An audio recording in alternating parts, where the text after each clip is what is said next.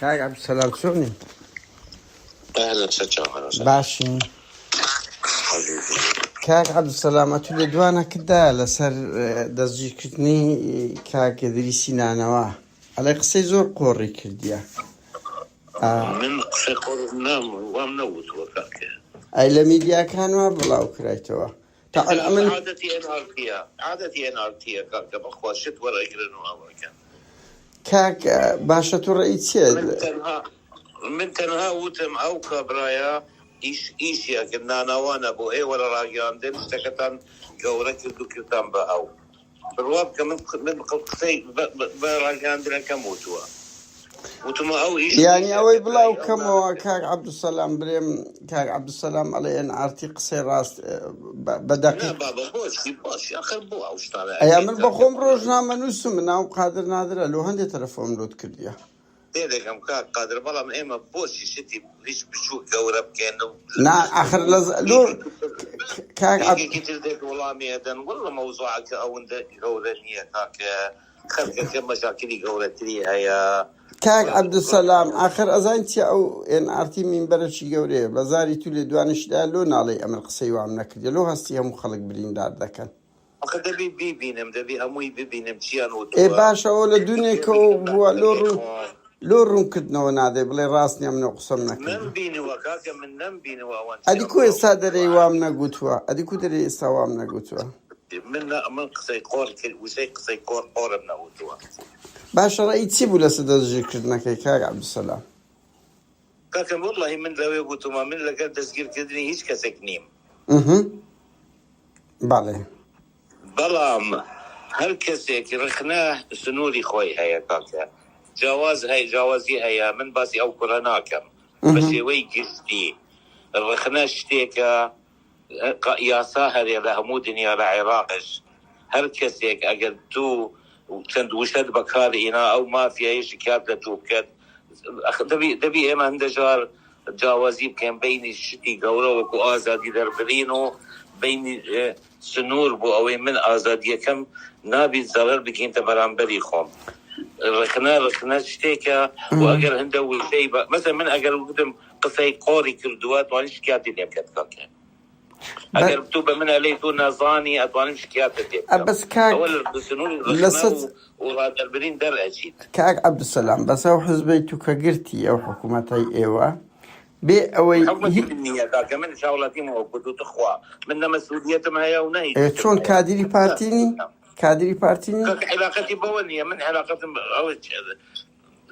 تخوا ويلنا كاك عبد السلام باشا يعني ببي هيت مادة سياسة جيرا وبربو ببي هيت مادة سياسة جيرا وبربو قد اشتوا بوا آسايش تو علي ببي مادة ياسانا بود نعم كردوا ببش مادة جيرا ببفش خانة جيرا ياسا زي عراق فانديا نا بس او مادة او هيج مادة نبو او كرابي جيرابي من تحدادكم من عزيزام من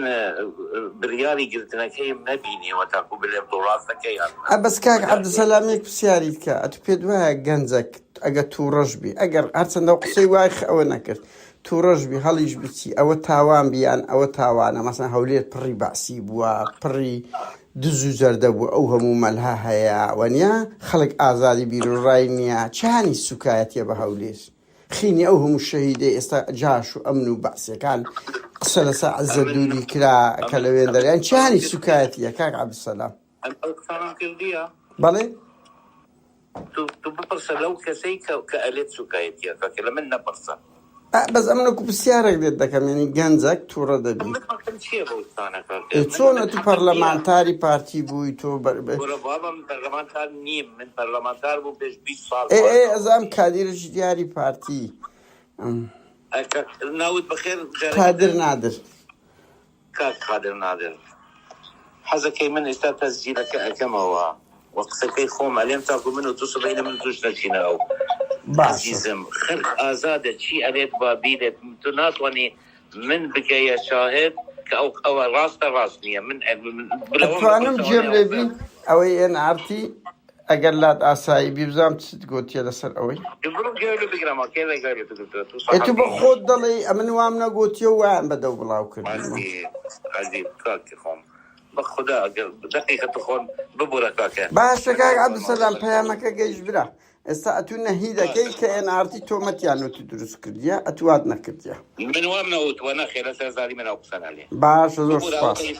باش سەرچاو سەرچاو ڕۆژێ ڕابردوو یانەوەی کە تۆوتت هەندێک شت دەبێ خەڵک قبوڵی نەکە ئێنانەوەیە کاو هەر قسەی کرد نانەوە نەبوو جارێ ئەو نانێ نەبوو نانەوە نەبوو نادەستگی کرد قسەی قۆڵی کرد آخر قەینا بەڵام هاتووە داوای حەقی خۆی کردووە دەڵێ بڕیارەکەی قبوڵی ناکەم بۆ نەیڵێ آخر عزیزم من نابێت بچمە ئەو مەوزوعانە گرتنی خەڵک و شتم بەدل نییە ئەسڵەن بەڵام فەرقە نانەوە قسە بکەت و شاگردە قسە بکەت شاگردە سەمونەکان ده سەمون بە هزار بیت و 200 بیت لای ئەو صاحبی قەزیە نییە صاحبی قەزیە نییە ئەو صاحبی قەزیە نییە بالنسبة أو لا بابا شيء جاني صاحبي نانوا أكاد إيجاب بو تأثيري بو أي شيء أجر شاگرد يشبه كشاگرد نبو خواني نانوا يبو شاگرد كش تأثيري هي أجر داهات نانوا كم تأثير نخي عقلي هي فرق ورقد واز بنا